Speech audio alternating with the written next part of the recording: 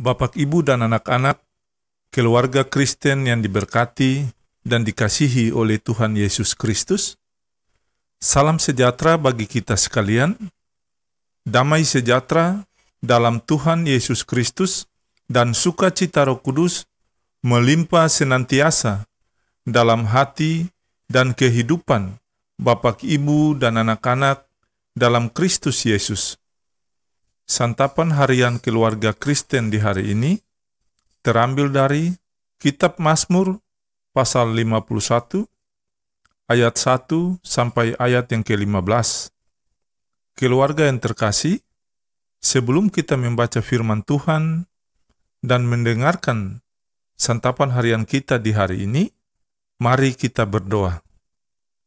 Di saat ini ya Aba, ya Bapa, Allah Tritunggal, kami hendak membaca firman-Mu dan mendengarkan santapan harian keluarga.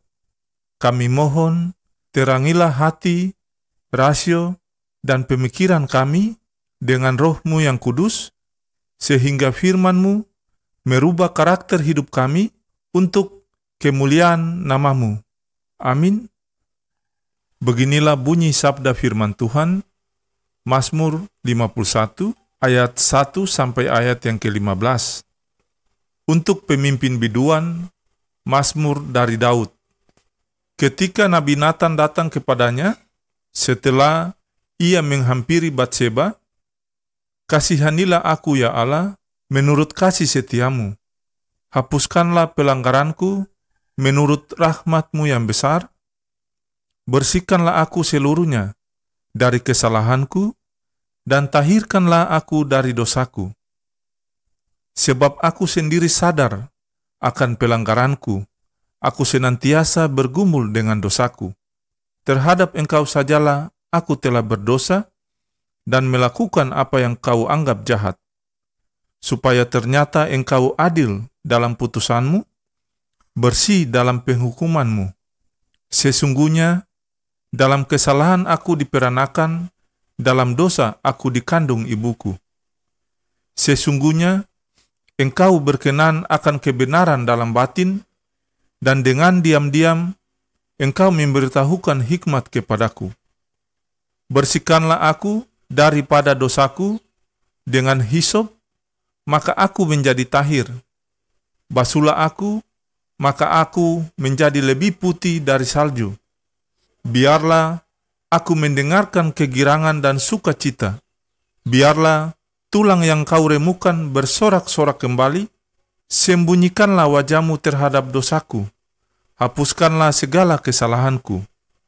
Jadikanlah hatiku tahir ya Allah, dan perbaharuilah batinku dengan roh yang teguh. Janganlah membuang aku dari hadapan-Mu, dan janganlah mengambil Roh-Mu yang kudus daripadaku. Bangkitkanlah kembali padaku kegirangan, karena selamat yang daripadamu, dan lengkapilah aku dengan roh yang rela. Maka aku akan mengajarkan jalan-Mu kepada orang-orang yang melakukan pelanggaran, supaya orang-orang berdosa berbalik kepadamu. Demikianlah sabda firman Tuhan kita di saat ini.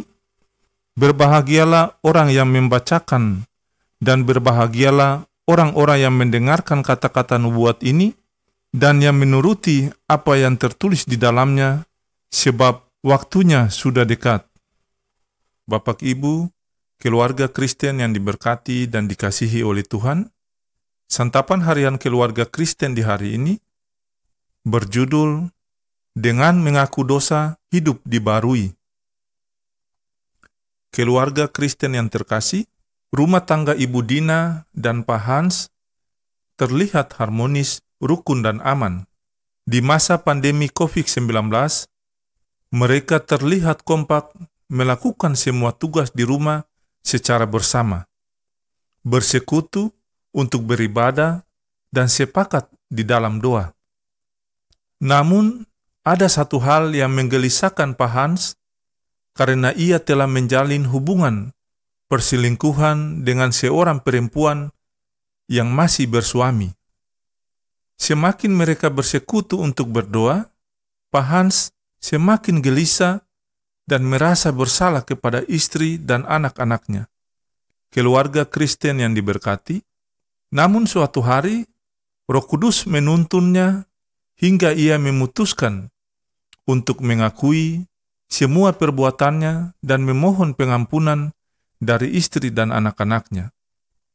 Betapa leganya Pak Hans setelah ia mengakui semua kesalahannya dan mendapat pengampunan dari istri dan anak-anaknya.